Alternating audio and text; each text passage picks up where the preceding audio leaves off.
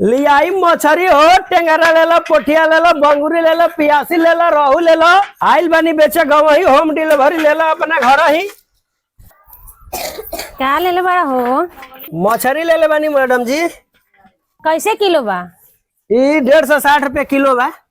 Nick by sun ना तनी देखी त। हाँ निके भाई सन। हाँ तब जोख दी। बाटी बुझात या गंभीर बुझाता कि 4-5 किलो ली का। कुछ कह तनी का? ना ना ना कुछ ना कहनी हो, देखी ले ली बढ़िया बढ़िया तालाब के माल ताजा ताजा लेके आइल बनी। यही बेरा तो मरनी है सुबेरा में। हम जनी कुछ कह तनी तो ठीक बा, जोख दी पा भर। अरे दादा हो दादा, तू पा भर लेबू। हम तो सोचनी है कि चश्मा उश्मा लगा के आइल बाड़े तो 2-4 किलो ले।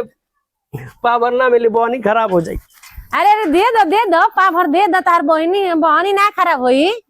अच्छा पा भर चलो छोड़ आइल बा बेचे तो भागत रह। ठीक है।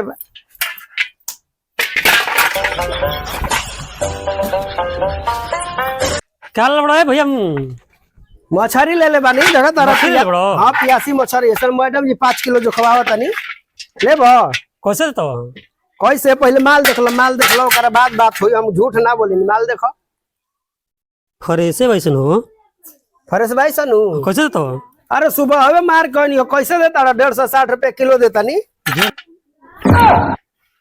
150-60 पे 1 किलो होता है।